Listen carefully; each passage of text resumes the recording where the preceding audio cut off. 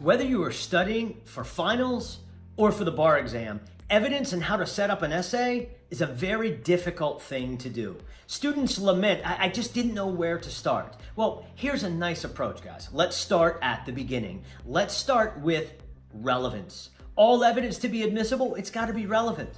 Once you establish that it's relevant, and how do you do that, you may say? Well, how are we using it? What's the purpose of this evidence, right? If it's a witness, do they help establish that a crime was committed? Do they help establish that the plaintiff should recover against the defendant? Were they an eyewitness? Do they have something to offer to the case? If they don't, then we stop right there. But any good fact pattern, you're going to have relevancy, but you got to talk about it. So once we've established that something's relevant, now we have to look, is it documentary, right? Is it a piece of paper? Well, I want to think about best evidence rule. I want to think about authenticity issues. Is this thing what the proponent, right, the person offering it, purports it to be? Is it authentic? Then I also, let's say it's not documentary, but let's say it's testimonial. Well, let's look at this witness themselves, right? Is the witness competent? If we got little Jimmy who's 4 years old, there's some competency issues there, right? Or maybe we have somebody who is trying to testify as to something that borders on expert testimony. Well, let's look at their knowledge and training and skill and experience. So competency would be that next step, right?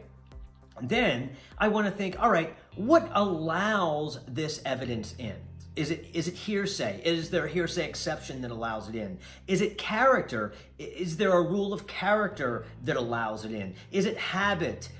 Is it something that there's a rule that allows it in? Because just because something's relevant doesn't mean it's automatically admissible, right? It's got to be relevant in order to be admissible, but you simply don't say, box checked, it's relevant, now it comes in. It likely is going to encounter some hearsay or some character or habit type obstacle that you're going to need to navigate. Then, and this is critical, right? Before you say, yep, it's coming in because you found a rule that allowed it in and you said that it was relevant, are there any things that would keep it out? What could preclude it? Well, maybe it's an offer to settle. Maybe it's an offer to pay medical expenses. Maybe it's a public policy consideration like a subsequent remedial measure that typically relevant, admissible evidence would be precluded because of public policy considerations. Then don't forget, you might also have in a criminal case, right, the confrontation clause. Confrontation clause says, hey, you have to have an opportunity to cross-examine the declarant. And if you don't, then otherwise relevant, admissible evidence is inadmissible. And then finally, you always want to think about the 403 balancing test, right? It may be relevant, it may be competent, you may have authenticity, you may have a hearsay exception that allows something in, but maybe it borders on being substantially more prejudicial than it is probative. Then that would preclude the evidence. I guess my point is, think about what allows it in.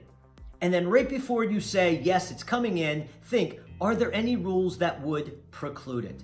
Public policy considerations, confrontation clause, and then finally that 403 balancing test. Remember, 403 doesn't typically preclude things, but it's something on an essay that we absolutely want to talk about because on an essay, it's all about racking up those points. So what allows it in, and then ultimately, what would preclude it? I think if you follow those tips, you're going to do well on an evidence essay. Good luck.